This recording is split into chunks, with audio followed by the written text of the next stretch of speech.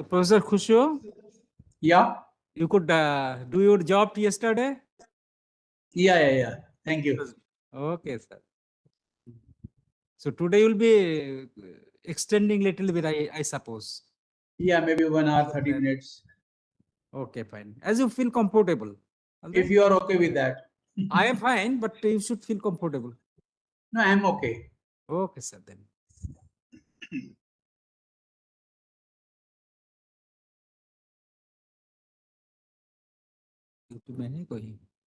Please let me know when I can start. Yeah, just 2 minutes. I was just waiting for the participants. Oh, okay. Just 2 minutes, sir. Yeah, no issues.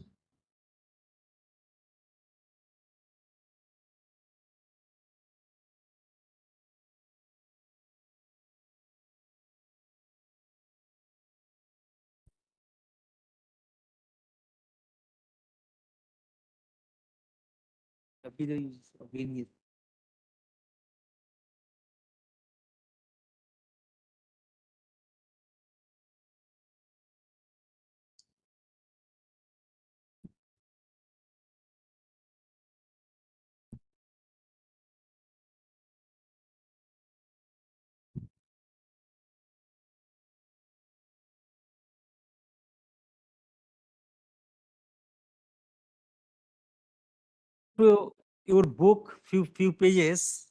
It's a very nice book. Very fundamental type. Yeah, it's a very simple book. And Simple book. With the examples, real life examples, started explaining the thing. So Yeah. nice. Once you guys are a little more familiar, then maybe I can send one more book, Okay. one more So this PDF book, little later. initial few pages I have gone through and I was enjoying it. Yeah, this is actually a book for which we recommend for doctors Mhm. who are not interested in too much of physics. Yeah, just to But feel they, it. yeah. Yeah, just to feel how things are working. Yeah. Very good. Sir, again start. Okay, sir, I think you can start now. Okay. Yeah, Can you see my screen? Yeah.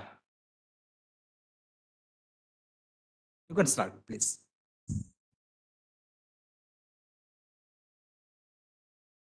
So, good afternoon, everyone, and I will continue with my topic. Today, my topic is image quality and parameters. In the last two lectures, we heard how FID is utilized to spatially encode the signal from different parts of the body by the application of magnetic field gradients, and we also learned that there are three main magnetic field gradients, which are slice selection, phase encoding, and the readout or the frequency encoding.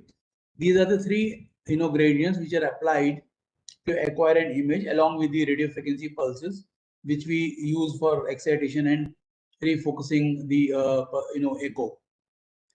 And then we also learned how these pulses and gradients are applied in a very timely fashion manner, and which we call pulse sequence.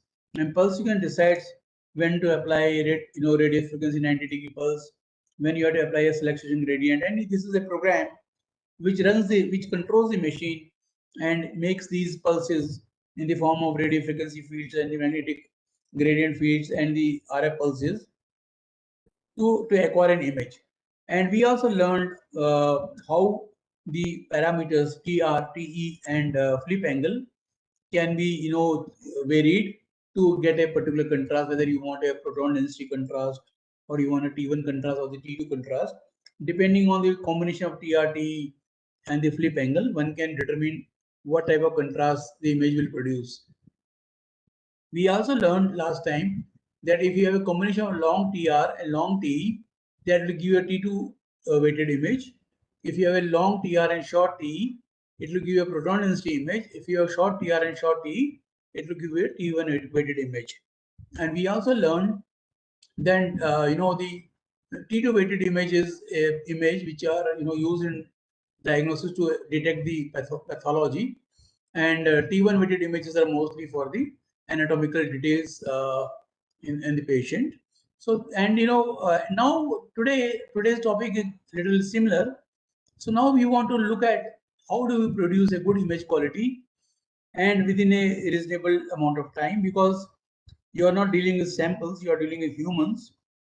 And if you don't finish your study, if you don't finish your measurement, within stipulated time, there could be a restlessness in the patient, and there will be movement, and then all the experiments will be spoiled. So today's topic is that way very important. These are the topics which you may not get generally in textbooks, because these are the information which you get while you are working on the actual system. So we move forward. I don't know, every day, this slide gets stuck. First slide, I don't know, it takes a little longer to switch. So is there any question from the past two lectures? Any doubts or any queries till the time this moves further?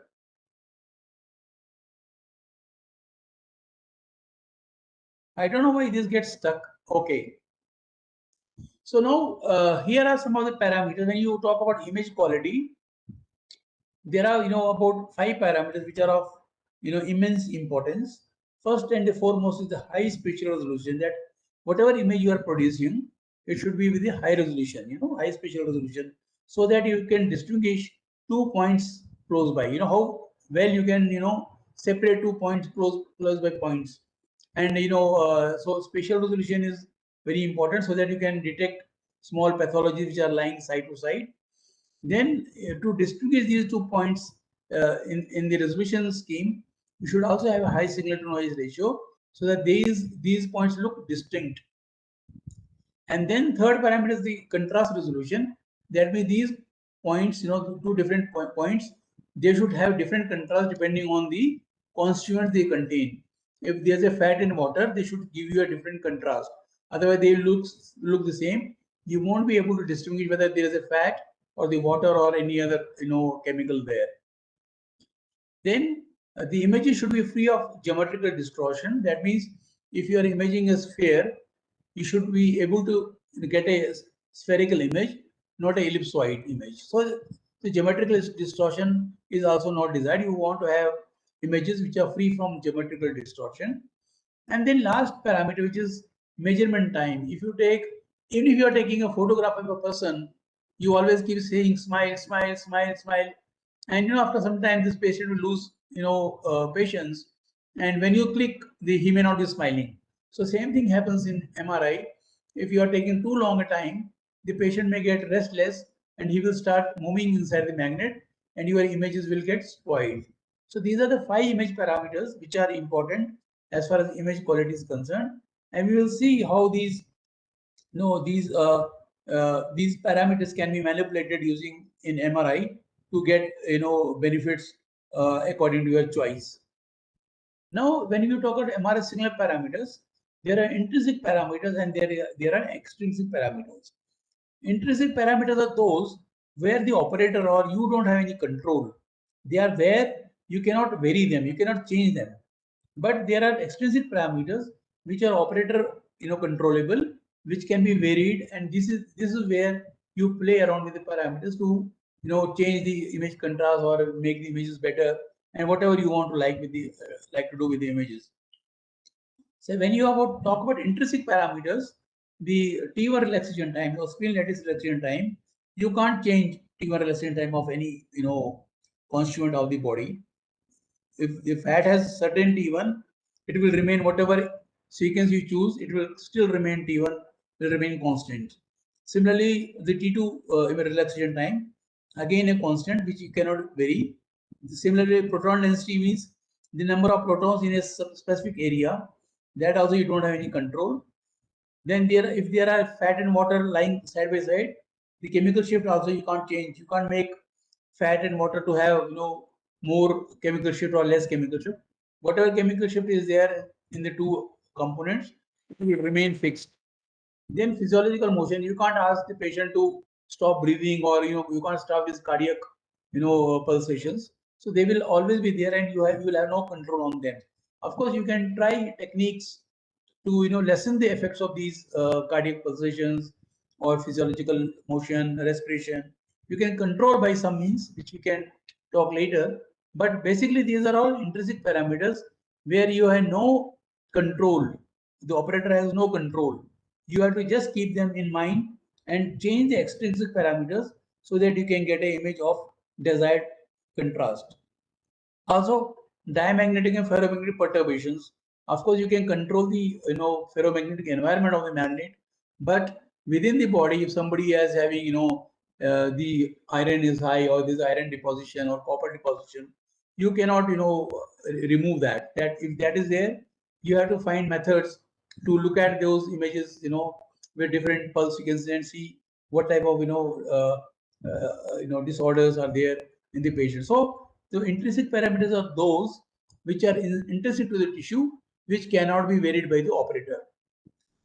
When you go to the extrinsic parameter, there are a long list of extrinsic parameters which operator can control, where operator has a control. The first parameter, which is the pulse sequence used. So depending on what you want to look at, as I told you in the beginning, MRI has a multiple parameters uh, of contrast. There are about a dozen parameters which decides the MR contrast. So you have to choose your MRI pulse sequence accordingly. Till now, we have only discussed about T1, T2, and proton density images. We have not, talked about the other contrast mechanisms, which we will talk in subsequent lectures.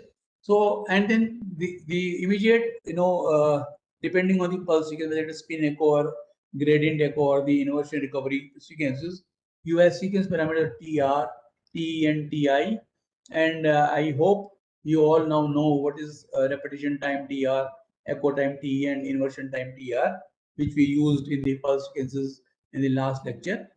Then, if you are injecting if you want to enhance the T1 contrast, you can inject a parametric contrast agent and enhance the contrast in the images.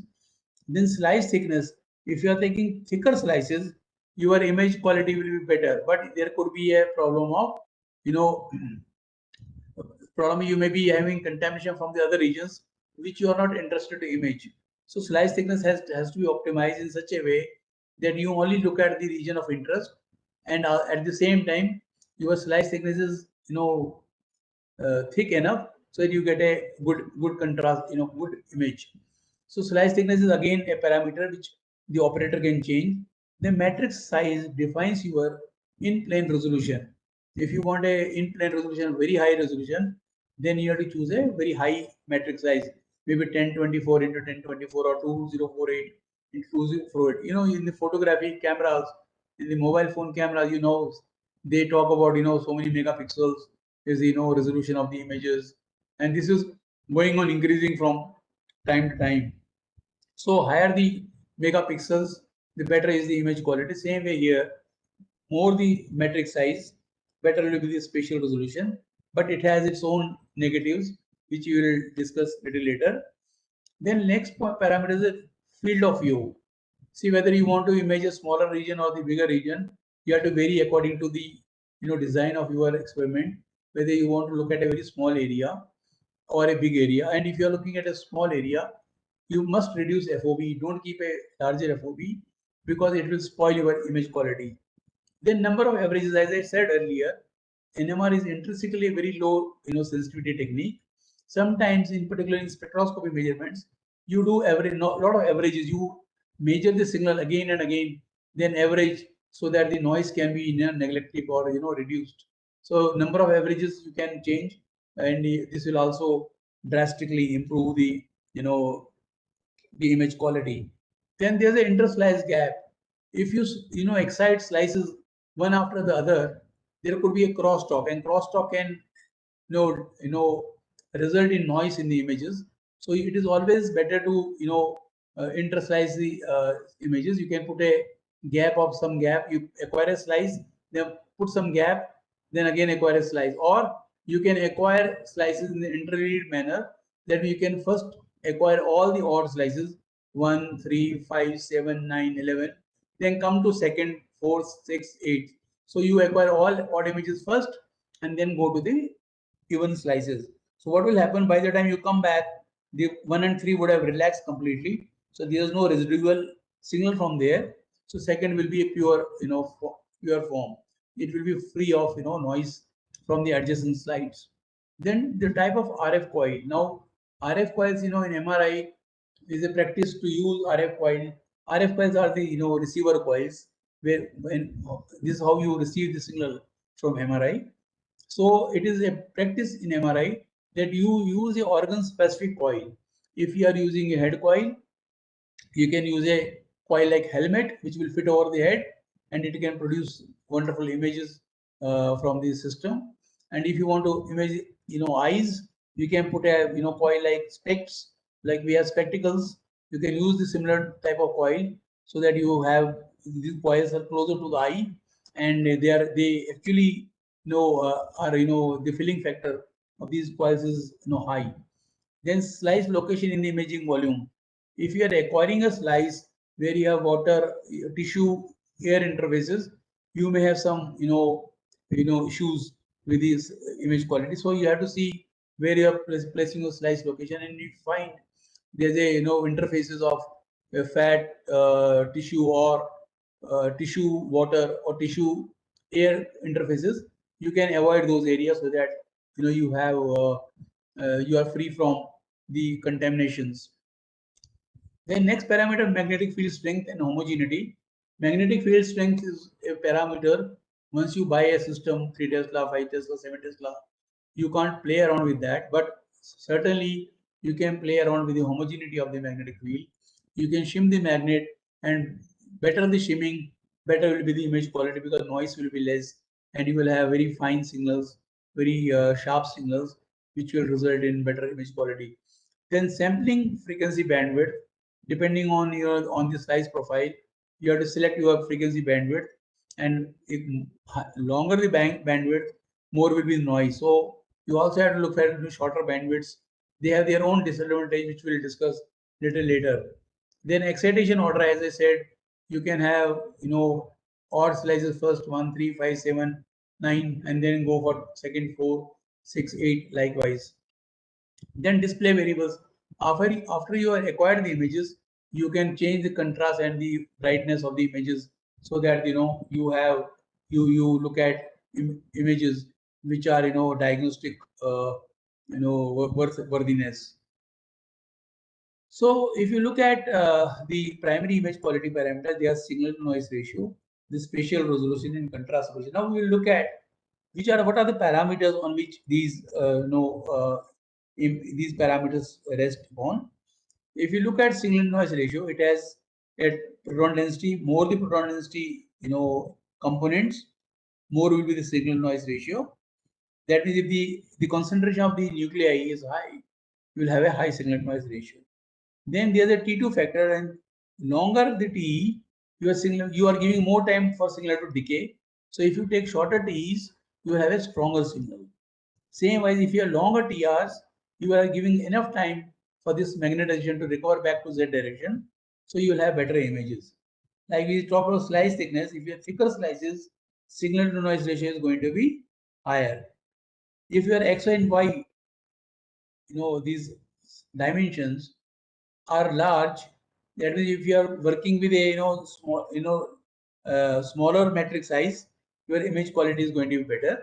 Of course it will impact the spatial resolution, but at least when you are talking about SNR, if you have smaller metric size, the image will be better. Then number of acquisitions, as I said, if you increase the number of acquisitions or the averages, you are again going to have higher signal noise ratio. And last is the zoom factor. If you are zooming the image, if you are magnifying the image during acquisition, it will your impact your signal to noise ratio. It will reduce your signal to noise. It's inversely proportional to the signal to noise ratio. So these are the parameters which govern signal to noise ratio as far as the pulse frequency is concerned.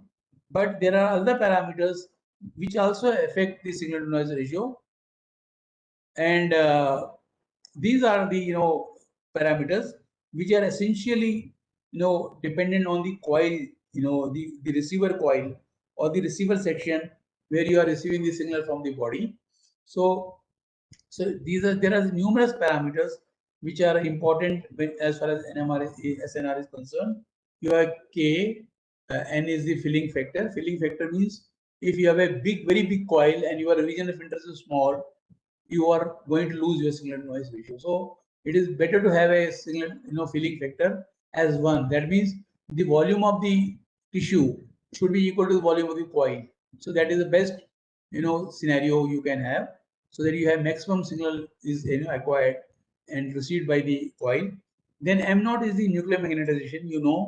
We discussed that if you are giving enough time for TR relaxation to happen, so M0 will become MZ. That is, there's a maximum M0 which is available in the Z direction to be flipped by the RF pulse. If you have only partial M0 recovered, then your magnetization which is flipped to XY plane will be smaller and SNR signal will be lesser. Then proximity factor is another parameter. That means the coil and the tissue should be as close as possible.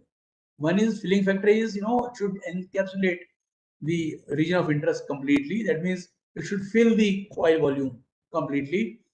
And the proximity factor is the coil should be closer to the region of interest. Then quality factor of the coil is omega L by R. That means it is, how well coil is, what is the quality factor of the coil, and lesser the resistance of the coil, better will be your quality factor. This is people who are who are into electronics designing, and who know about tank circuits, LCR circuits. We have studied in class 12. So we know what quality factor means. Higher the quality factor, better will be the image quality and the signal to noise ratio. Then resonance frequency is indirectly proportional to SNR, because resonance frequency is governed by the static magnetic field. If a magnetic field is high, resonance frequency will be high and you have better signal to noise ratio. Then coil volume, then Boltzmann constant, receiver bandwidth I discussed with you. If receiver bandwidth is very wide, you are bound to get more noise in the signal in your images. So you have to optimize your receiver bandwidth so that you also have enough time to acquire your major signal. Then temperature of the probe. Of course, in imaging, it doesn't mean anything because you can't change the temperature of the receiver coils. But now when you're talking about the animal imaging systems, or in high resolution NMR system, they are using cryogenic probes, which the probes are cooled to liquid nitrogen or liquid helium temperatures. So you are all the thermal noise in the coils is completely eliminated. So your noise is less, so your signal to noise ratio is better.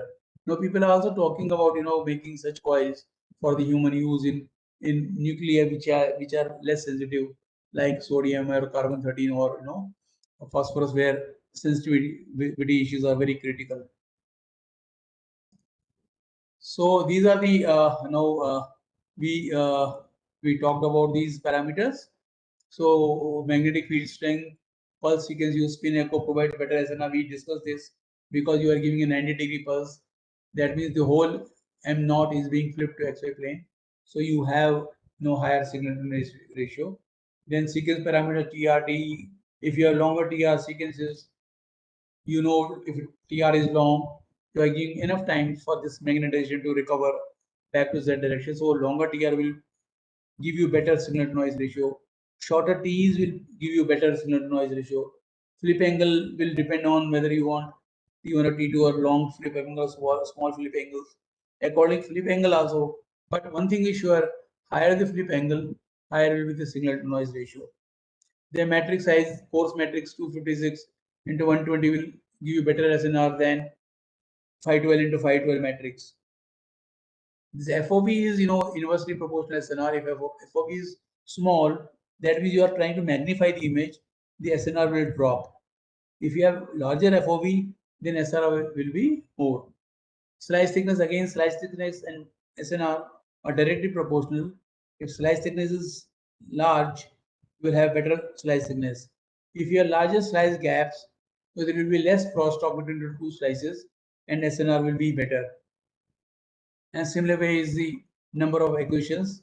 Number of equations means SNR is proportional to the square root of the number of equations. That means if you are making 4 averages, SNR will improve by 2, square root of 4. So this is the formula for how the SNR and number of averages is connected to each other. And depending on the TRT and flip angle, we know spin echo pulse sequences have more signal than gradient echo sequences because all the longitudinal magnetization is converted into transverse magnetization by 90-degree flip angle. Gradient echo pulse sequences only convert a portion of the longitudinal magnetization into transverse magnetization because the flip angle is not 90. It is from anything between 0 to 90. You can have 10 degree, 20 degree. So accordingly, proportionality, the Z magnetization being flipped to XY plane. The 180-degree rephasing pulse is more efficient at rephasing than the rephasing gradient or gradient echo pulse. So this is another reason. Spin echo, if you want a high resolution images, better SNR, you should always use a spin echo pulse frequencies if your time is not a constraint. The lower the flip angle, the lower the SNR, we know, because you are not giving complete flip of magnetization. Long TR increases SNR and a short TR reduces SNR. I told these things before, but just to reiterate, TR controls the amount of longitudinal magnetization that is allowed to recover. Long T reduces SNR because you are waiting a long time to acquire the signal, and short T's increase the SNR because you are taking the signal soon after you are on a degree pulse. So these are the parameters. And now here we are showing images where we have shown TR of different TRs, 250 milliseconds, 600 milliseconds, 1000 milliseconds, and 1500 milliseconds. You can see the longer TR images have much better image quality than the TR with 250 milliseconds. This is very grainy. This is also grainy, but not so much grainy, compared to these three pictures. So this is the effect of echo times. You can see T echo time of 25 and echo time of 50, echo time of 75, echo time of 100. You can see this image is looking much more better than the other three images. Grains, this is less grainy. You can see these. You can see a lot of grains on these three images compared to this T25. So this is how you can demonstrate how effect of T is controlling your signal to noise ratio and the image quality. Receiver bandwidth, this is the range of frequencies that are sampled during the application of radar gradient. Reducing the receiver bandwidth results in less noise being sampled related to signal. Therefore, SNR increases when receiver bandwidth is decreased. But sampling time increases and increase in minimum T available. So, but if you decrease the bandwidth, then sampling time increases, which affects your echo time. So you have to play around with these parameters to have a optimal bandwidth, simply sampling time, and receiver bandwidth, and all these parameters should be matched, optimized. And then this, because of this, it can also increase the chemical shift artifacts in the images. So this is showing agar if you acquire a bandwidth of 16 plus minus 16 kilohertz, you are acquiring the whole signal. You can see how much noise will go into the image. Noise is only here, but you are going to acquire the whole area with a lot of noise. But when you have only 4 kilohertz bandwidth, you are only sampling in this region. That means most of the time you are only signal. There's hardly any noise which you are going to sample along with the signal. So this will give you a better signal to noise ratio because you now decrease the receiver bandwidth. Now RF coil, the type of coil which you are using for signal reception drastically affects the signal to noise ratio. Volume coils with quadrature excitation increases SNR as two coils are used to receive signal. Nowadays there is a concept of parallel acquisition. We have coils with too many segments, 16 channel, 32 channel, and all these channels acquire the signals individually from the system, and then they are actually as if you are acquiring the same signal 16 times if you have a 16 channel RF coil. So they are the coils which are being in practice nowadays, where there's different number of channels, higher number of channels to produce better images. And there's a concept of surface coils. Surface coils are the flat coils, loop coils, which can be directly placed over the region of interest, and they can give you a very high signal to noise ratio. or high quality images. But the problem with surface coil is the signal, signal reduces as you go away from the coil. So if you are taking a deep organ imaging, surface coils are not suitable because the areas of the organ which are closer to the coil will have very high image quality. But as you go away from the coil, the quality of the image will go on decreasing. I will show you these when I come to the subsequent slides on RF coils. Then the use of appropriate receiver coil plays extremely important role in optimizing an SNR. As I said, if you are using a knee coil or a wrist, if you want to image a wrist of the person, you can use a wristband sort of a coil which can just be fit on the knee, on the wrist. It's like a band, friendship band like you have. Same way you can put a coil which is flex coil we call it. You can put it over the knee, these wrist, and then do a very high quality imaging. We talked about the volume of tissue image should optimally fill the sensitive volume of the coil, which is the filling factor. Higher the filling factor, better will be the filling factor of the coil, better will be the image quality. Large coil increases the likelihood of aliasing, as tissue outside the FOV may likely to produce signal. Now, sometimes, if your FOV is larger, there will be a fold over from the signal, from the region, and it will, fold over on the main image, which can cause, we call it aliasing, or it could be we also call it fold over artifact in the images, which can be avoided by choosing appropriate coil volumes and as well as FOVs. Then these are the general type of RF coils which are used in practice. Volume coils or bird cage coil. These are the configurations, and then surface coil, and then came the phase array coils which have much higher signal to noise ratio. After this phase array coils came the matrix coils. We'll see some of the examples little later, and specific configurations solenoid coil and Helmholtz pair, which I think people from physics or electronics background will understand what solenoid coil and Helmholtz pair means. Now, the tips to increase SNR is use spin echo sequence wherever possible. If time is not a constraint, you always use spin echo sequences. Try not to use very short TR or a very long TE. Use the correct coil and ensure that it is well tuned, because when you put a coil, you have to tune the coil so that the resonance frequency of the coil is exactly the resonance frequency of the lambda frequency of the transmitter, so that when resonance frequency matches, there's a maximum energy transfer or the signal transfer from the from the body to the receiver coil. Use a coarse matrix if your spatial resolution is not a great problem. Use a larger FOV so that you have better signal noise ratio. Select thick slices unless you are impinging into the other area. Suppose you are doing a hippocampus imaging. If you take very thick images, slice thicknesses, you may enter into some other region which is not desired. So you have to, we call it partial volume effect, that we should not entering into some contamination from the other areas while you are doing the imaging. Then major interleaved slices with gap, as I said earlier. Use as many as NEX number of averages as possible, depending on the time availability you have. You can see here the images. This is FOV of 24 centimeters. You can see the image quality is high SNR. Here FOV has been reduced to 12 centimeters. FOV has been reduced. That you can see there's a more anatomical detail in the image, but resolution is high, but SNR has gone down. Image is grainy. But you can see the structures are more distinguishable in this compared to this. You can see this is it has been zoomed at this in the center. So that is why FOV has been made smaller. This is a 10 millimeter slice. You can see the slice thickness is 10 millimeters, and here slice thickness is 3 millimeters. So you have a low resolution but high SNR image here. Here you have a high resolution and low SNR image because you have reduced the slice thickness.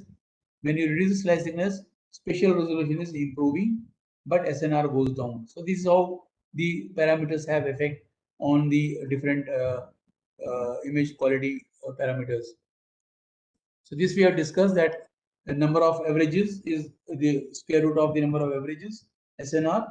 If we have 2 averages, then our signal to noise ratio will improve by 1.4. If you have 16 averages, signal to noise ratio will become 4 times the square root of the number of averages. So this is same shown here. Now it is shown here when you have a NAX of 4, number of averages 4, time is 6 minutes, and it's a high SNR image. You can see how beautiful image is looking like. But it is a partial averaging. That means NX is just a 1 or less than 1 average. You can see how noisy the image is and how much grainy and all these disturbances are there in the image. So accordingly, it is only 56, though it is very fast. You have taken only 56 seconds to acquire this image compared to this. This is 6 minutes image, but the image quality is drastically improved when you have number of averages as 4.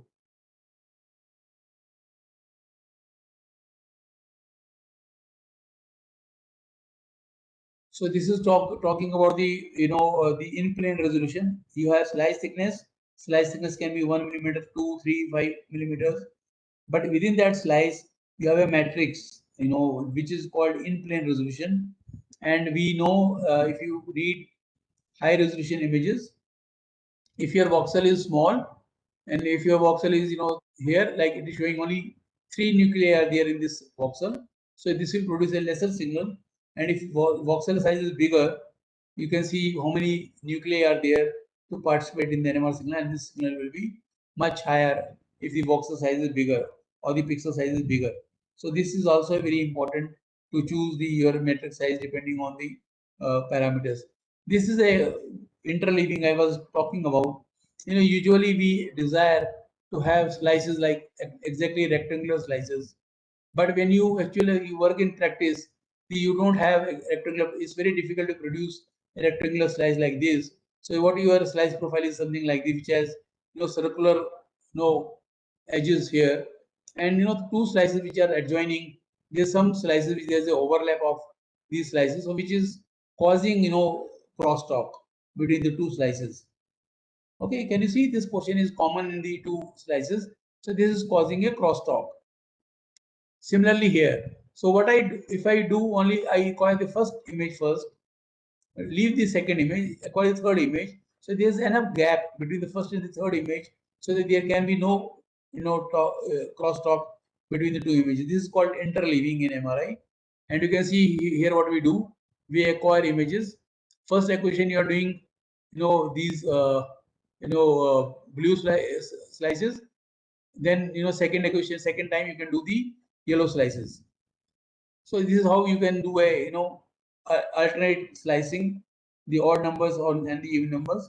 You can do either way. You can start with the odd numbers or you can start with the even numbers, and subsequently here you can see the slice gap of 0.5.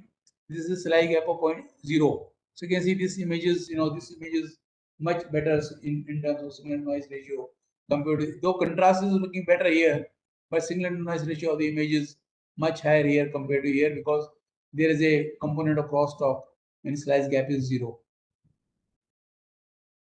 Then second parameter is contrast to noise parameter. It is controlled by the same parameter that affect SNR, and it is defined as a difference in the SNR between two adjacent areas.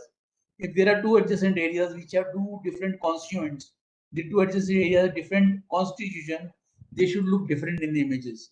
And most critical factor of image quality is that it directly determines the eyes should be able to distinguish area of high signal from the area of low signal or area of two different contrast. And major factors which affect the contrast noise ratio include, if you are including if you are administrating a contrast agent, and as we discussed last time, if you are long TR, long TE, you can make a T2 contrast. Depending on what type of image you want, you can play around with these parameters and decide about your contrast. There are other techniques, modern techniques like magnetization transfer and chemical pre-saturation techniques, which are also used to improve the contrast resolution in images in different applications, particularly when you're doing angiography and other advanced techniques. So now these are the parameters where which where the which can vary the contrast. the TRT, TI, you know all these parameters, the flip angle, flow, if there's a flowing blood or flowing CSF, it will also change the contrast. The turbo factor, this is probably at this moment, you can just forget about this factor, because when we talk about the faster imaging, we'll look at this turbo factor. Then T1 reduction time, T2 reduction, the proton density, magnetization transfer coherence. This is again used in the angiographic applications. Then next is the spatial resolution. You can see slice thickness. If your slice thickness is thinner, you will have better spatial resolution. If your matrix size is large, you have a better spatial resolution. If your FOV is less, then you will have a better spatial resolution. And there's a formula which connects these parameters. This spatial resolution is FOV in millimeters divided by matrix size into zoom factor. So this is how the spatial resolution is defined, and spatial resolution is always inversely proportional to SNR. That means if you improve the spatial resolution, your SNR will go down and vice versa. So again, everything you have to optimize your parameters in such a way that you have optimal spatial resolution, optimal SNR, and optimal contrast noise ratio. So these are the parameters which one has to play around. Here we are showing the this is a matrix size 256 into 256 matrix. You can see image quality is quite good, and as when you increase the matrix size, you have a finer details. You can see the cerebellum, how beautifully these branches are looked here. But SNR has gone down because you have increased the spatial resolution. Then scan time is another thing. Short scan times are important to minimize the possibility of patient movement. Factors that affect the scan time are TR, time of each repetition. That means if your TR is long, we knew from the spin echo formula, the time of acquisition is TR into number of phase encoding steps into the number of averages. These are the three parameters we decide your imaging time. So larger the TR, larger will be the scan time. Number of phase encoding is number of k-space lines which you want to acquire. If your phase encoding direction matrix is large, your measurement time will be large. So many times, if you want to preserve the spatial resolution, what we do a rectangular matrix. We do 128 into 256 matrix, and 120 is used in phase encoding directions. So as soon as you do 128 in phase encoding, you reduce the measurement time by half. Okay, if you are using a 256 by 256 matrix, suppose measurement time is t, and if you use a 128 into 256 matrix, measurement time will become t by 2, provided 128 is in the phase encoding direction. And number of equations we know it is the square root of the number of averages. And if you make 4 number of averages, the measurement time will become 4 times. So how to reduce the scan time? Use the shortest TR possible. Select the coarser matrix possible. Reduce the number of equation to a minimum. Use like I was saying earlier. Use rectangular matrix with smaller phase encoding steps. Okay, and then sometimes you use half Fourier equation technique so that your time of equation can be just made half or less than half of the total measurement time. So these are some of the tips how you play around with the parameters to reduce imaging time. And now the trade-offs are, there are many trade-offs when selecting parameters within a pulse sequence. Ideally, an image should have high SNR, good spatial resolution, and very short scan time. But in practicality, if you play with one parameter, the other two parameters get disturbed. So you have to look at all the three parameters together, and depending on your application and depending on your requirement, you can optimize these parameters so that you have optimal image quality within a reasonable time and within a optimal temporal resolution. Like I would say, if you want to do a dynamic study, the spatial resolution is not important. The important it is not temporal resolution. So you should have a sequence which can have shorter measurement times, but with lesser, smaller matrix. So these are the ways you can play around the parameters to have these images of your own requirement. Then tips to improve image quality is choose the correct coil. Never use a wrong coil on wrong organ. If you are using a flex coil for the wrist joint, don't use a bigger fixed flex coil which is for knee joint or the ankle joint. So if you have bigger coil, definitely the filling factor is less, so you'll have disturbed image quality. This is a generally mistake people make. They spend very less time in positioning the patient in the MRI. The patient has to be made very comfortable so that the air pads and all that doesn't hurt him.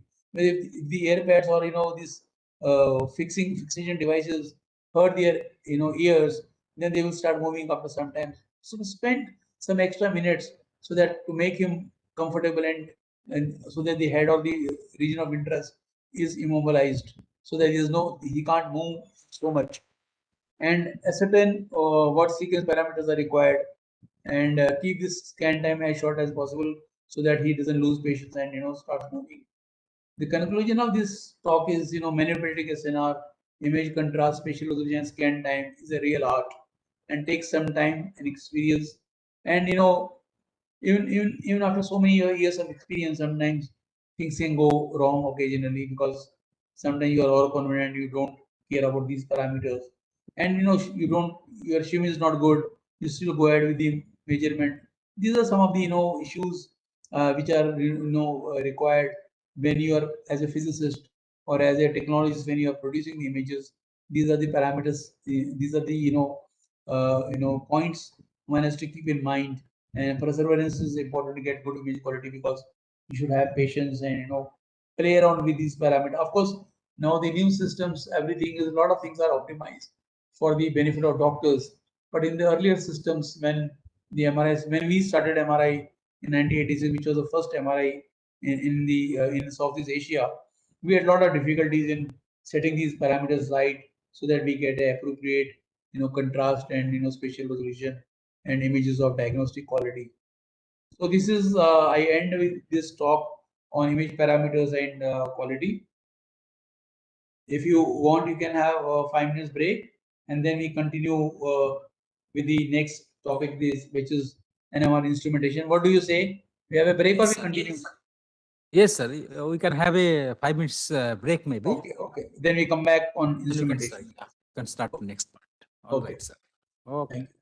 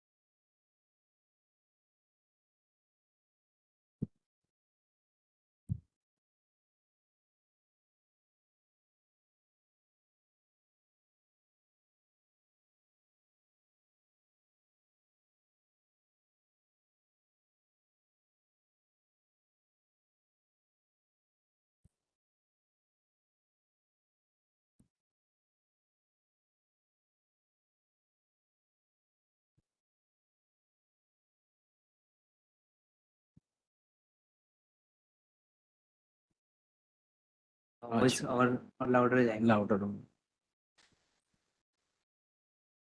So do you see my new slide?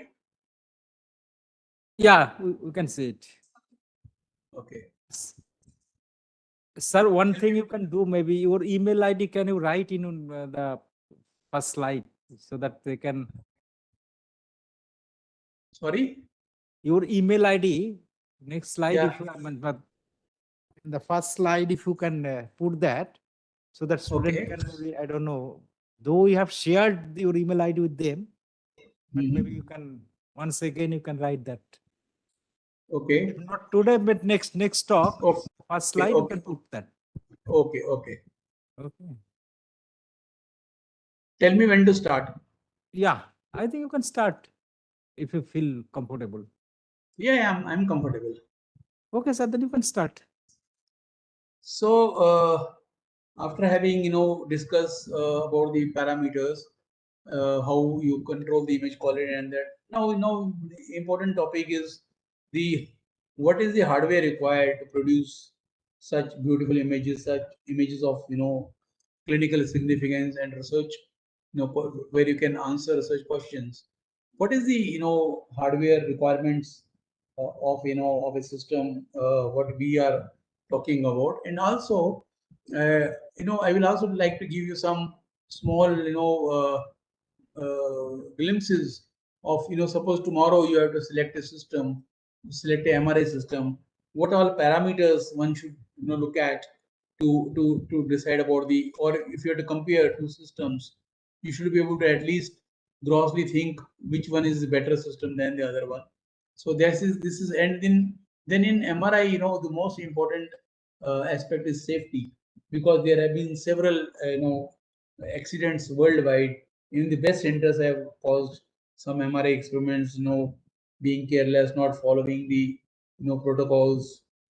So safety is utmost importance as far as MRI is concerned, and even your small mistake can be disastrous, and it can actually lead to the death of the patient, or or the damage to the magnet and other structures in the magnet room. So safety is very important, and when we train people for MRI, there's a special session on safety, because uh, before anybody can enter the MRI area, he has to be very much acquainted with the safety procedures and what is allowed, what is not allowed inside the magnet, and what precautions one has to take. So this is all in safety. So we'll try to finish MRI instrumentation today. If you are okay for 1 hour talk, complete 1 hour, we can continue with safety also. Otherwise, I will finish MRI instrumentation today, and then safety and the next lecture I can take next time, depending on your convenience. We can decide that. So these are the two MRI system which I have put in front of you. One is the human MRI system, which is on the left hand side, and right hand side is the animal MRI system, which is here. You can immediately see the animal MRI system as a small bore because you are going to deal with smaller animals, and this is a bigger bore magnet, and then these are you can immediately make out on the on the systems how the two systems look different. This is a Siemens 3 Tesla MRI system for the human imaging, and this is a Bruker 7 Tesla MRI imaging for the small animals. This can accommodate up to small rabbits, and if you want to do monkeys and monkeys or larger animals, so probably you need to have a bigger bore size like you have our human MRI. And on the top of it, you can see this is a big copper pipe, very large diameter copper pipe, which you call it as a quench pipe. In case of the magnet quenches, this is both are superconducting magnets. That means they are filled with liquid helium, and this magnetism remains forever as long as you are keeping the magnet full of liquid helium. You are cooling the magnet coils to the 4.2 degree Kelvin, which is the temperature of the helium. So in case of any quench or damage to the magnet, this magnet may become resistive, and all the helium which is inside the magnet vessels will boil off quickly, and there could be a blast. So there's a easy passage for this helium which has been boiled off from the magnet can go out to the environment or the atmosphere without damaging the structures inside. So this is we call it quench pipe, and here also there's a quench pipe which is hidden in this, and over this is a on the backup side this is a small assembly which is called the cryogenerator. That means this is helping in liquefying the helium which is being boiled off from the magnet to re-liquefy that helium and put it back into the magnet, so that is the helium loss, because helium is a very expensive gas, and helium liquid you have to fill regularly, and that is the reason, because this cold head, we call it cold head.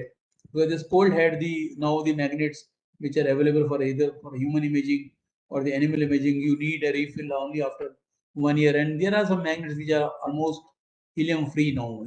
They are helium is there, but you don't have to refill helium often.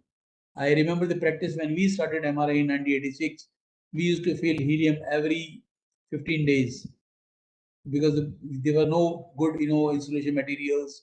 Whatever was boiled off, that was going to the atmosphere or the collection bag. So helium filling was a regular affair. Within every 2 weeks, 3 weeks, we had to fill helium, and every week we used to fill liquid nitrogen. Now all the imaging magnets are nitrogen free. There's no nitrogen jacket in the imaging systems. However, in the spectrometers which we are using in chemistry labs, they still have nitrogen jacket where nitrogen is filled on regular basis so that the helium boil off can be minimized. So so this cold head is important. This has to be on all the 24 hours, and one has to monitor this cold head activity. If this cold head stops, then again the helium boil off will take place, and there's a lot of loss to the organization. And also if there's an accidental magnet quench, loss of magnetism in the magnet, it can cause the whole helium inside the magnet will boil off completely, and any quench can cost you anything between 50 to 60 lakhs, or maybe more than that. And sometimes if the quench is uncontrolled, even the magnet coil can get damaged. So maybe you have to replace the magnet. So be very careful. You have to be very careful while dealing with magnets in your installation. So this is a MRI block diagram, a complete system. You can see this is a magnet, and magnet has this is a magnet coil. Blue are the magnet coil. Within the magnet coil, there are shim coils. Shim coil is not shown here. There are shim coils which are used to homogenize the magnetic field. There are usually 13 to 15 channel shim coils where you make current flow in the individual coils so that you can make a homogeneous magnetic field over the field of view of the the sample. Then after that you have gradient coils. As we discussed, you have to apply gradient magnetic fields. So they are gradient coils in three orthogonal directions. X, Y, and Z. And then finally is the RF coil. This is the RF coil. This is called a transmitter coil. This transmits the radio frequency pulses, 90-degree pulse and the 108-degree pulse. Sometimes this same coil can be also used as receiver coil. Earlier days, this used to be called body coil. This will transmit, and after transmission, it will also receive. So when the MR technology was developing, so same coil was being used at least for the body applications. If you want to image a liver or larger organs, the same coil was used as transmit and receive. But nowadays, this body coil or the RF coil here is only a transmitter coil. This only transmits the RF energy and excites the sample. And then for receiving, you have a coil which is called surface coil or the receiver coil, which is placed very close to the region of interest, as we showed head coil or the other coils, which you will see some pictures subsequently. Then you have a patient table on which the patient can be made to lie down, and the patient table can go in and out, and it has its own specifications, the accuracy of positioning and all that. And then when the patient is positioned, there's a in the beginning there's a laser cross which is fixed on the region of interest, and once you after you press that, this region which you have selected as a region of interest will go exactly into the center of the magnetic field, which is called isocenter of the magnet. And isocenter of the magnet has a maximum field homogeneity. So all the regions, as I said earlier, we call it's a whole body MRI. That doesn't mean you put a body and do the whole MRI. The region of interest where you are interested in imaging, that has to go to the center of the magnet or the isocenter of the magnet to produce nice images. In the newer systems, you also have a moving bed technology, that it will come here, the head will come here in the center of the magnet. It will record the head images.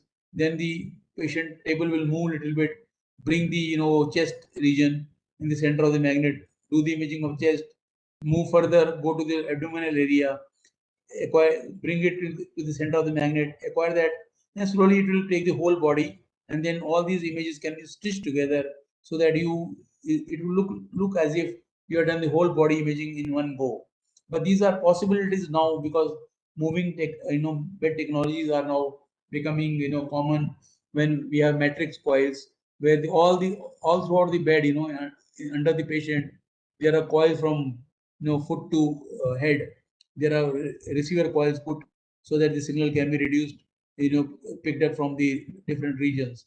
So this is called matrix coil configuration, which is the latest in the technology. And then you have these gradient amplifier, gradient power supplies, gradient pulse programmers, the radio frequency detector, digitizer, pulse programmer, RF source, and depending on these are all controlled by the pulse sequence, depending on when to switch on, what you have to switch on at what time. Then after you acquire, you have a workstation where the images are displayed, and then you can take it on different media depending on your requirement. One can reproduce the images on film or whatever device you want to do.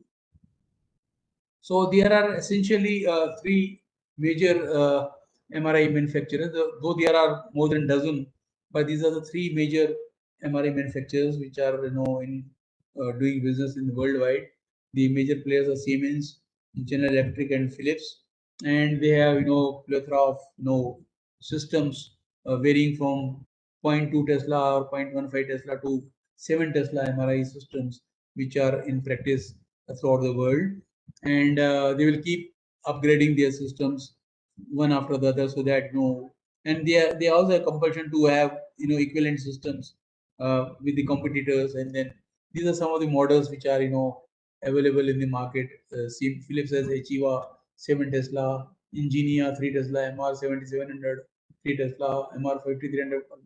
So depending on the field strength, 0.3 Tesla, these are usually the open magnets, the permanent magnets, 0.323 Tesla. These are permanent magnets, MRI systems, and this is how the whole spectrum of MRI systems are available in the market, which one can go and you have to be very careful selecting a system depending on your application. There's no point selecting a system which is very high end but your applications are at lower end. So you have to match your requirements, your application to the system which you want to procure. So it is very important. The selection of the MRI system itself becomes a very important aspect. So we know now the major cost of the MRI system goes into the magnets, and magnet is supposed to be the heart of the MRI system. And in MRI systems, the magnet could be permanent magnets, there could be electromagnets, and there could be a supercon magnets. And all the three type of magnets are available, though electromagnets are not much being used because they have a lot of issues with the electrical requirements and the water cooling requirements, so they are not in practice too much. But permanent magnets and supercon magnets are available, and but most of the places you will find only supercon magnets, because they can produce high resolution images and also give you quite better signal to have your research applications and answer your research questions. So when you look at permanent magnet, there you have small magnets blocks, so you can put them together and generate a magnetic field which can be utilized for MRI system. So they are very heavy because these are magnet blocks which are put one over the other and make a in the form of a open design field. So they are low cost and low field systems, and the maintenance is almost zero because once you assemble them, there's no maintenance required for them, and this magnetic field is always on. You cannot switch off this magnetic field, so you have to be always cautious about the movement of personnel, movement of stores, or movement of items around this magnet. And these are the materials that remain magnetic for long periods, so over years. So they are the magnets which are in market, but very few. Not too many permanent magnets are there. They have their own special characteristics, which I'll discuss a little later. But electromagnets have almost gone from the field because they use they are very high maintenance. Though they are medium cost and low field systems, but their maintenance cost is very high. And so in country like India, it's very difficult to maintain electromagnets in a normal scenario. The electromagnet, the superconducting magnets are special, category of electromagnets where you use a niobium instead of copper wire. You use alloy of niobium titanium alloy, which is immersed in liquid helium, and this niobium titanium is a superconductor. When you cool them, keep this coil under the helium temperature 4.2 degree Kelvin, they become superconductors. That means whatever current you make flow into them, the current will keep flowing in them infinitely. So, but these magnets are high cost and they are high and ultra high field systems. They can produce very high field magnets. And when you talk about spectroscopy magnets, the high resolution NMR, which are used by chemists, they can go up to 20 Tesla or maybe more than that. We have now, almost 30, 40 Tesla magnets which are available in the market. But as far as imaging is concerned, you still have, 7 Tesla, 11 Tesla, not, more than of this order. 11 Tesla magnets are available for human imaging. So they are high quality magnets. They can produce high quality information, but they are high maintenance. And here also field is always on, so you have to always keep this magnet room locked so that to avoid any untoward incident. So these magnetic fields are categorized as very low field, mid field, high field, very high field, and ultra high field, depending on the type of magnetic field they possess. And very low field magnets are which have magnetic field of less than 0.1 Tesla. They are mostly permanent and electromagnets. And low field is below 0.3 Tesla. They are also generally permanent and electromagnets. And midfield is 0.3 Tesla to 1 Tesla. They can be from electromagnets to superconducting magnets, but all the magnets which are more than 1 Tesla and above, they are mostly supercon magnets, because it's very difficult to produce high field using electromagnets and permanent magnets, because the volume of the instrument is going to be very large. So this is the supercon magnet, how it looks like, and this is the solenoid coil, which is the configuration of this magnet coil. You can see closed bore cylindrical superconducting solenoid coils, allowing a stable homogeneous field, typically 1 Tesla and higher. These are the permanent open bore magnets. The advantage of these permanent magnets is you have an open bore magnet. Here you have a full tunnel. Many patients are claustrophobic. When you take them in, they feel claustrophobia and they can't undergo MRI examination. Now this magnet is a open magnet. This could be a permanent magnet, the C-shaped magnet, and is an open magnet. And patient can lie easily and he can see around everything. So there's less of claustrophobia, and these magnets are also very much useful if you want to do intervention. If you want to put a needle into the body, and these are the magnets which are very good for interventional radiology work.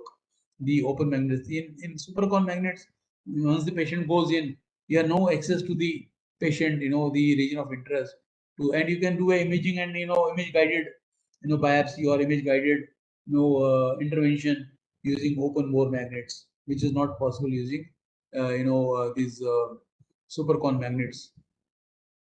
And this is how the magnetic field is south pole to north pole here along the axis of the this is a V naught. And we discussed that day in magnetic field in MRI, the magnetic field is always in Z direction. It is convention that magnetic field V naught is always in Z direction. So this again you can see the open magnet here, where the magnetic field is from top to bottom to top, up down. Here you have in out magnetic field. This is an open magnet here. This is how it is placed. This is also a nice magnet, open magnet. You can see the patient is lying as if he is on the bed. On this side you have two poles of the magnet, and one can produce with images without any access to the patient and without any claustrophobia. So this is a supercon magnet, and you can see these are the the cross section of the magnet, this bore, and you can see helium vessel, the outer cold shield, inner cold shield. So this magnet coil is isolated from the from different shielding from the environment, so that the helium losses are minimized. You can see different shielding materials which is being put here, and there's a vacuum jacket also, which makes a good isolation, thermal isolation between the environment and also between the magnet coil. Then over this you have a helium filling port where you can fill the magnet, and you have a cold head which I discussed to whatever boiler goes from here, then it is re-liquefied and can be refilled into the magnet devar. So this is a cold head, how it looks like. There's a compressor, and then cold head looks like this. This is fitted right over the magnet, and this compressor is always in the open air outside the magnet room. And then there's a supercon coil. When you connect a power supply to this, and you can produce a magnetic field depending on what magnetic field you want to produce. You can make so much of current to flow this to this coil, and then this magnet can be put into the persistent mode, so that and then you can remove this current source from this, and this coil, this current will keep flowing in this coil, and the magnetic field will remain constant over a longer period of time. And then you also have a small heater, which is suppose you want to the patient gets stuck in the magnetic field, and you need to brought down the magnetic field, or you want to do a controlled punch of the magnet. So there's a small heater. You can initiate a heater. This heater you can connect to a power supply and start heating this coil, and so that this coil starts becoming slowly resistive, and then this helium is boil of controllable, and the magnetic field can be brought down by reducing the current through the coil. So these are some of the intricacies of the supercon magnets. And once you charge the magnet at the time of installation, then if your magnet is safe, there's no banging on the magnet, or there's nothing stuck on the magnet, the magnet can continue working for 10, 15, 20 years depending on the life of the MRI system. So advantage of low field magnets is you can have an open design, as I discussed. the lower initial price, it is cheaper to buy the permanent magnet, low field magnets, and then lower operational cost and portability. And initially, people were also using these small magnets, these low field magnets over the trucks, and they were, using it as a mobile units. They will go from, place to place and do the MR imaging. This was a practice in early, late 80s and early 90s. So they were portable NMR scanners, and they were, since they have lower, magnetic field, they also have lower fringe field. That means the 0.5 gauge line and 1 gauge line are, very close, confined near the magnetic field itself. So there's no, risk of, patient being, the item being pulled out from a longer distance because the fringe field is very low. And then the reduction of certain artifacts like chemical shift artifact, because the magnetic field is low, so the detection capability is not so high. So these, some of the artifacts can be, completely, eliminated. And one of the important parameters is, since you are working with a lower magnetic field, that means you are working with a lower frequency, the RF deposition is much lesser in tissues in lower magnets. So these R issues are, more or less, taken care of in low field magnets, or low field magnets for imaging. The disadvantage of, low field magnets is lower signal to noise ratio, since magnetic field is less. So, and magnetic field is directly proportional to SNR. Higher the magnetic field, higher will be the SNR and the image quality. And lower homogeneity, these, since they are permanent magnets, it's very difficult to, homogenize them to a perfection, so that, the application like, functional MRI and, spectroscopy measurements become difficult to do on low field magnets because of the poor homogeneity. Then then there are some, like, to detect susceptibility contrast is very difficult to be done with low field magnets. And for that, you need high field magnets, so that you can see the changes in the, that's what I said, the functional MRI and spectroscopy, etc., is not possible using low field magnets, because they are not sensitive to detect susceptibility, and the low concentration, material, the nuclei. The reduced detection and gadolinium enhancement. Of course, uh, gadolinium enhancement is less apparent at lower than higher fields, requiring relatively high doses of gadolinium. So you have to give more gadolinium, in terms of milligram per body weight, so that you can produce a good, T1 contrast using, small low field magnets. And when you look at the magnet, when you have to specify a magnet, there are some parameters which are important to be known. The first and foremost is the magnetic field strength. What is the, field strength of the magnet in Tesla? And as I said, in humans, we not, the static magnetic field of 1.5 Tesla to 7 Tesla are in practice. There's a 11.7 Tesla magnet also being used for the clinical applications, and that is under the research agreement now. After the clearances, the safety regulatory bodies clear that 11 Tesla magnet for human use, then this will also become a product worldwide. But till now, 7 Tesla magnets, up to 7 Tesla magnets have been found safer to be used on humans. So you will have magnetic field strength of 1.5 Tesla to 7 Tesla, which are available in the market. The second important parameter is the bore size. How big is the bore? Because, if the bore is very constrained, a lot of people will feel claustrophobia inside the magnet. So people are trying to improve the bore size. Earlier, the bore size was 50 centimeter. Then people have gone to 60 centimeter bore size. And now, to avoid claustrophobia, people are also trying to go by the 70 centimeter bore size. But the problem is, when once you increase the bore size, the homogeneity of the magnetic field becomes very, because magnet becomes very bulky, and it is very difficult to achieve high homogeneity in the magnetic field.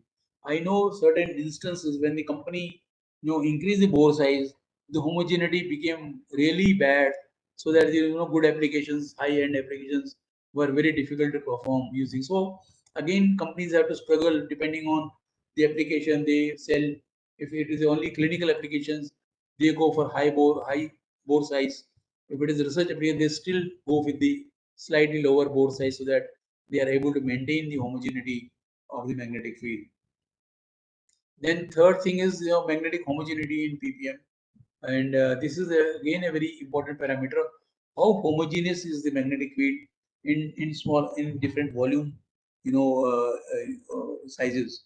So you can measure, and generally, when you measure the magnetic homogeneity and it is measured in ppm, as I told you earlier, in hertz or in ppm, then it is measured over 10 centimeter, 20 centimeter, 30 centimeter, 40 centimeter, 50 centimeter. DSV is diameter spherical volume. So if you have a 10 centimeter sphere, what is the homogeneity of how the magnetic field varies from what is the maximum homogeneity difference between 2 points in this 10 centimeter sphere or 20 centimeter sphere or 30 centimeter sphere? And we know clearly the homogeneity levels will be much better in 10 centimeter diameter DSV than 40 and 50. So this is very important to measure, and these companies, they prescribe on their literature what is their homogeneity levels on these and these volume levels. Then field stability in ppm per year.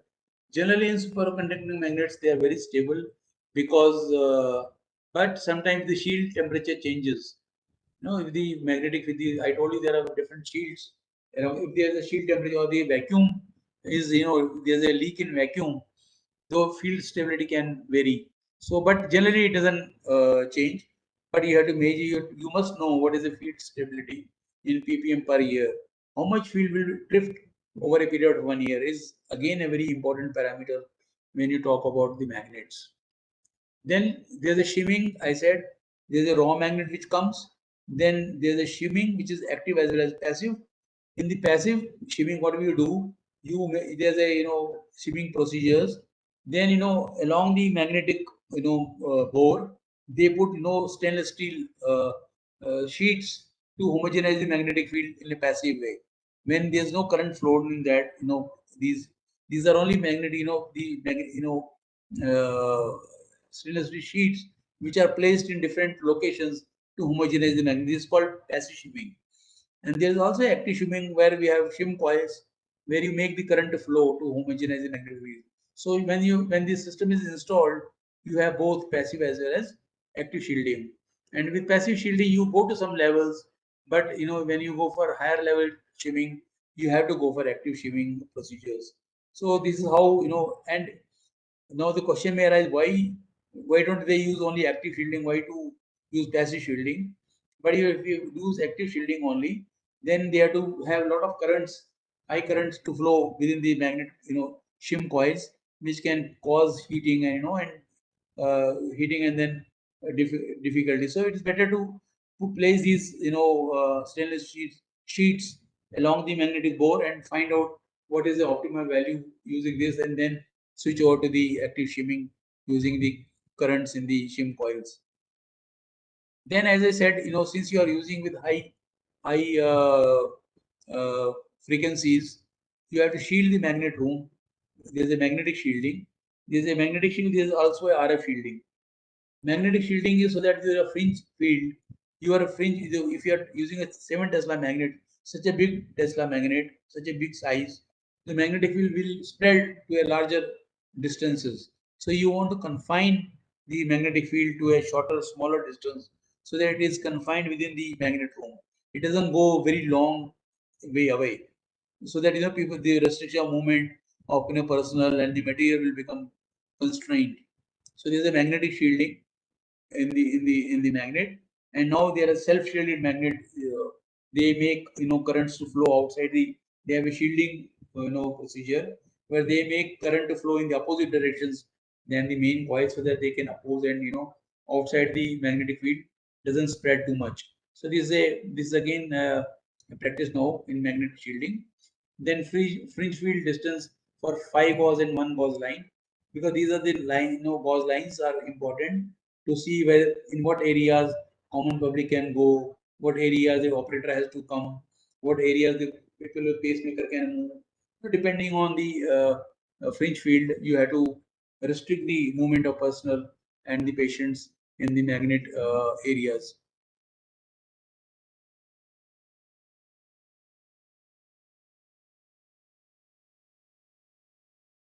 So is there any question till now? Hello?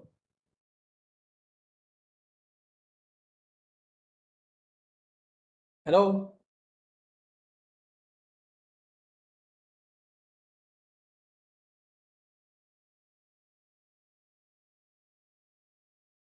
Hello? Hello? Professor Kusho, I'm audible? Yeah, I'm able to hear. Is there any question till now? No, no one has put up any question. So I don't know. Normally they don't ask questions. Okay. So what to do? So now this is what the magnetic field is measured.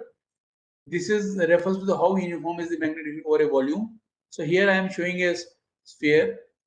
You know, within this sphere, what is the maximum variation in the magnetic field over this volume? This is what means DSV.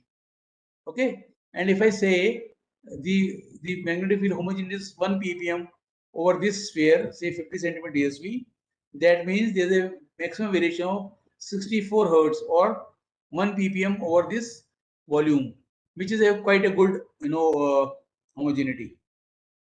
And when you go for smaller volumes, say 10 centimeter or 20 centimeter, it will be just 0.1 ppm or 0.01 ppm. So this is how the magnetic field homogeneity varies, and you have to measure that into different volume of interest. And then these vendors will also create confusion by putting these values in different units, so that the customer is confused and they are not able to do a price, these apple to apple comparison. So when you do that, you have to be very careful in assessing the system when you go for a assessment of these magnetic field homogeneities. I know my slices are transition is very slow. I don't know what's happening.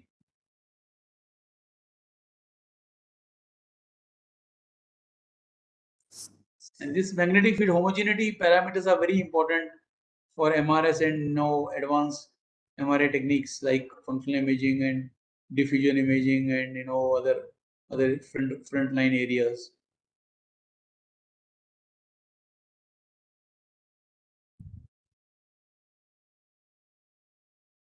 I don't know why this gets stuck. Yeah. So next is the gradient system. So I showed you this picture XYZ gradient in 3 orientations. This goes as an insert into the magnet bore, and then they produce the gradient magnetic field in 3 orientations, which we have discussed earlier. And this is how they are oriented: the Z coil, Z gradient, Y gradient, and the X gradient, and they are placed. They are fitted into the main magnet to produce the desired gradient magnetic fields.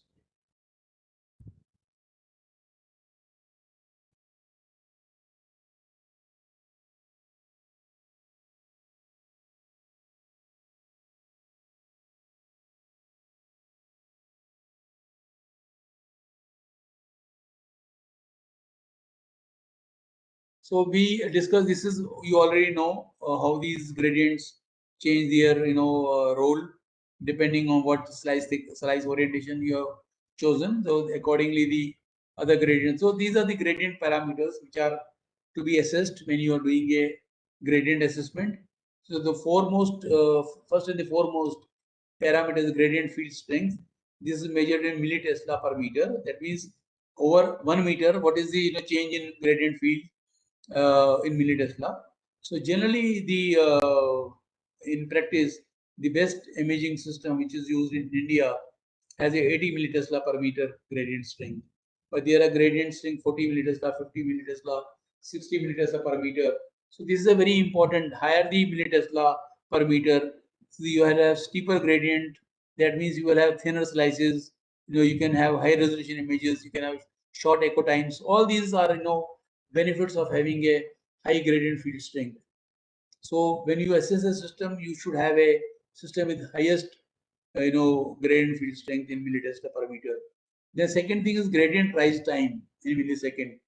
These gradient, when you switch on the gradients, they take some time to come to the peak level. So this is called gradient rise time. And we should have a gradient, we should have very small rise times. So that the gradient, when you switch on the gradient, they're immediately in the peak, the region. So you can make, you can save some time. If they take longer time to switch on and switch off, you will waste a lot of time during imaging. So gradient rise time is another parameter which is very important when you look at the gradient performance. Then gradient sleeve rate is another parameter which is gradient field strength divided by the rise time. This is measured in Tesla per meter per second. So this is, of course, this is basically a combination of first two parameters. So higher the sleeve rate, better is the gradient performance. Then gradient duty cycle in percentage, that means in a pulse sequence, how long you can keep these gradients on. So generally, the best systems, all the new systems, they have a 100% duty cycle. You can keep them all on for any amount of time.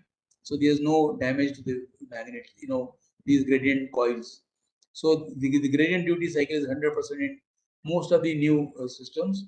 Then gradient eddy current compensation.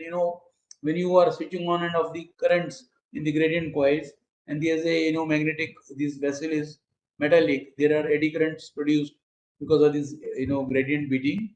So you should have and these eddy currents can affect the image quality. So you should have a arrangement to compensate for these eddy currents, so that these don't reflect into the image quality. And then gradient sensitivity is very important parameter. That means if you are measuring an item of 4 centimeter length, you should be able to produce it as 4 centimeter only. When you get an image, if the phantom is 4 centimeter long, the image should also be 4 centimeters, should not be 6 centimeters. So this is what gradient sensitivity means. So that means you should be able to produce the geometrical dimensions of the object accurately. That is gradient sensitivity. So these are the parameters when you define gradients. These are the important parameters which one have to keep in mind. Then comes the radio frequency system and RF synthesizer bandwidth. Now, if you are using, depending on what type of MRI system you have, if you are using only proton, only doing imaging using hydrogen, then you have a 64 megahertz frequency for 1.5 Tesla. Okay, so you can have a 0 to 65 megahertz bandwidth. But if you are using other nuclei also, suppose phosphorus, you are doing multinuclear NMR, then your RF synthesizer should have larger bandwidth so that it covers all the frequencies which are required by different nuclei. So this is very important. If you are using only one nuclei, then you can have a narrow bandwidth RF synthesizer pertaining to that particular nuclei. But if you are doing multinuclear work, then you should have a very broad-based RF synthesizer. Then second is RF power. RF power, how much RF power your system should be able to deliver. Because when you are doing a 90-degree pulse, 100-degree pulse over a larger volume, so you need to have higher power in kilowatts. So generally, these all these RF transmitters which are used in RF systems have 10 kilowatt power or 15 kilowatt power as far as power RF power is concerned. Then number of receiver channels. As I told you, more the number of receiver channels, better will be a signal detection. So this is another parameter in RF. How many receiver channels this system supports? The receiver bandwidth is another parameter.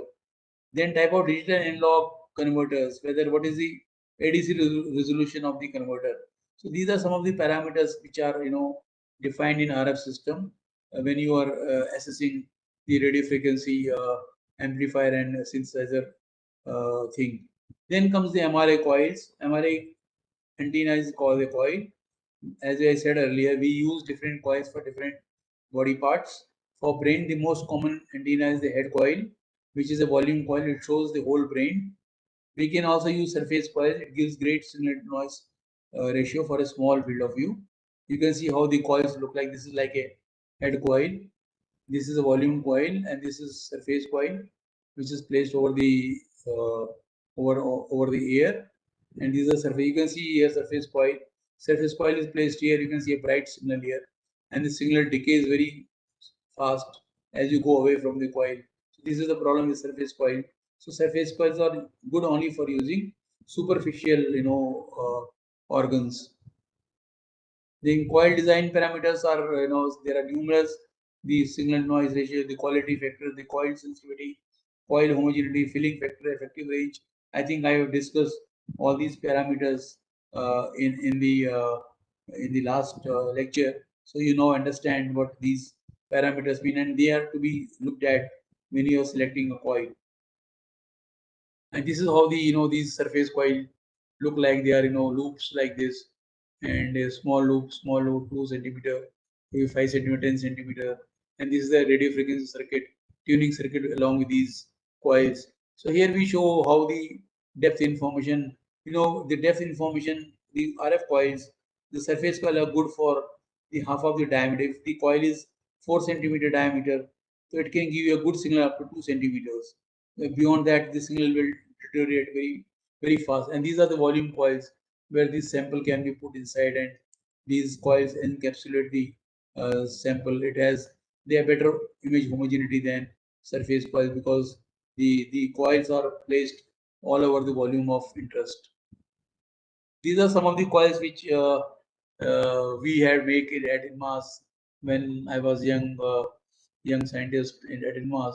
So this is a coil which we made for knee imaging, and we tested this image, coil on this orange first, and you can see how beautifully you can see the seeds and the different sections of the orange, different partitions. You can see how beautifully.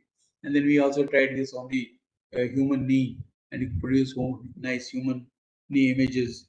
And the important of coil development program is these coils, which are organ specific. These coils are very expensive. They can go to anything. The earlier coils were about 30 to 50 lakhs, but the newer coils are even more expensive. So if you have expertise in developing your own coils, you can make some of the coils of your own applications at your center. So this is a coil which we made for the imaging of knee, and this is a prototype of that coil which was used along with the Siemens MRI system. These are the images produced using this. This is another coil which we produced as a for the breast cancer project, and this is a coil for breast coil. You can see two cups where the patient can lie down on prone position, and both the breast can hang into these two cups, and you can produce nice images. You can see this is the in-mass coil which we have from this coil images, and this is a commercial coil from Siemens. Okay, these images are as good as the Siemens images. You can see how beautiful image and resolution these coils can produce, and this all the circuitry etc. is under this. This is a actual hardware which is fitted into this fitting. The just to conceal the coil and the circuitry inside it. But you can see, look at the images, how beautiful images can be produced using even with indigenously developed coils. And this is a big area where that's why I said the MRI is a area where anybody who is related to science can contribute in some way or the other. These are some of the data sheets which I thought I must put in front of you. So here you can see this talking about magnetic.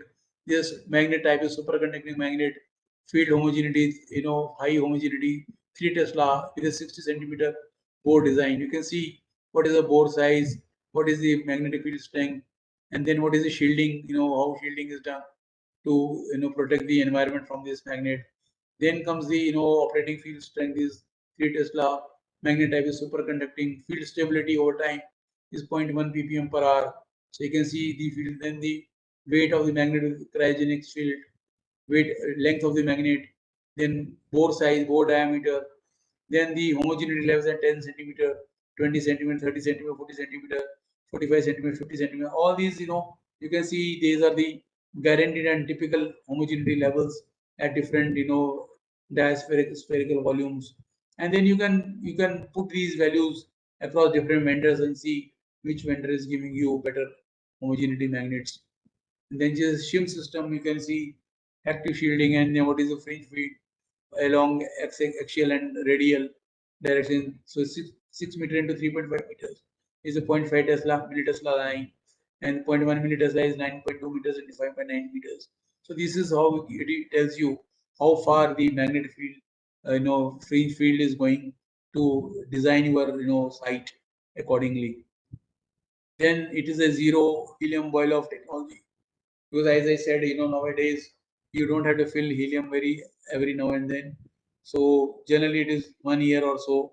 And now there are some magnets which are coming with the latest technology. They are almost helium free magnets where you don't have to refill the helium even after 1 year also. So they are very, this is like you say, boil off rate is 0.01% per year. So usually this will go on for 8-10 years without filling the magnets. These are some of the magnet characteristics. Then these are the gradient specifications: actively shielded gradient, extremely low eddy currents, water cooled coil amplifier for performance. Then maximum amplitude of the gradient is 80 millitesla per meter. Minimum rise time is 400 microseconds. Slew rate is 200 tesla per meter per second. So these are the then maximum amplitude. Effective amplitude is 139 millitesla per meter.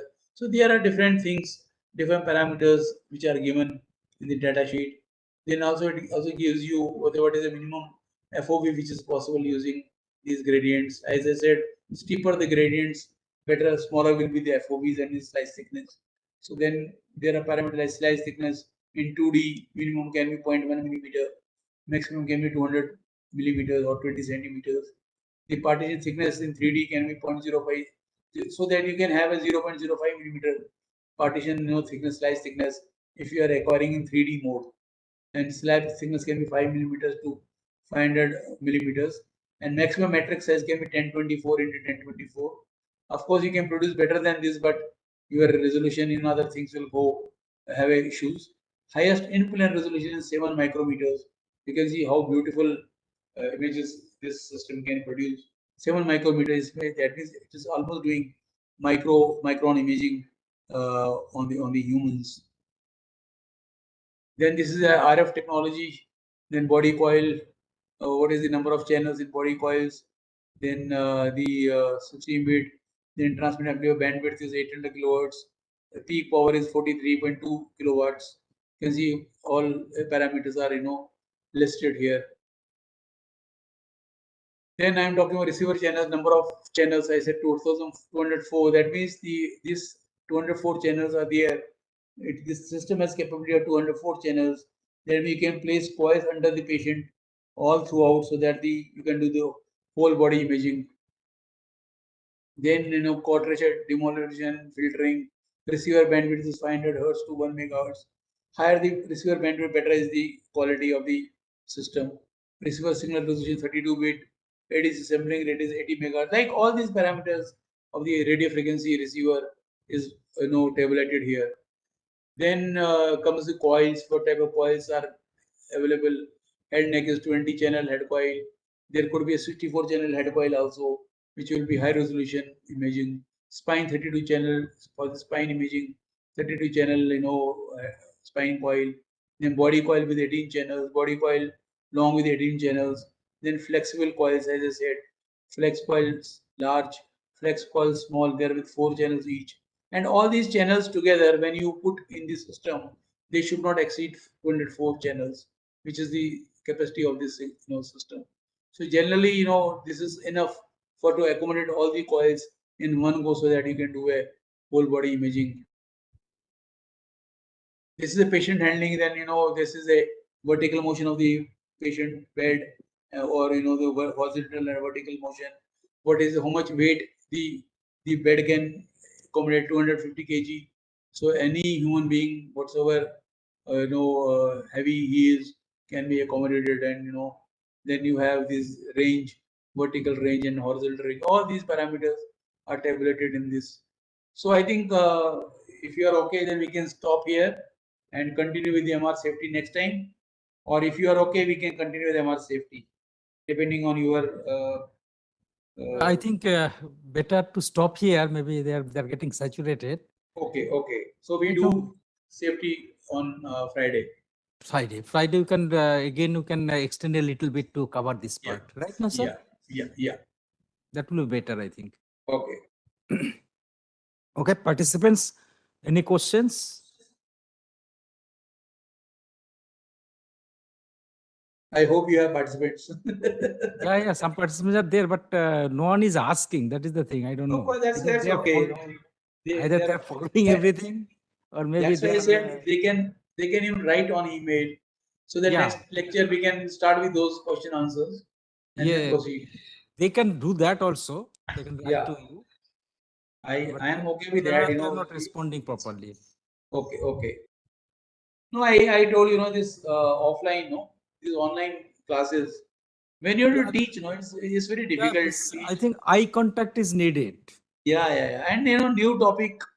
I don't Yeah. blame them. I don't I blame them. understand this is a completely new topic. So Yeah. for every participants, they are maybe finding difficulties to follow. Yeah.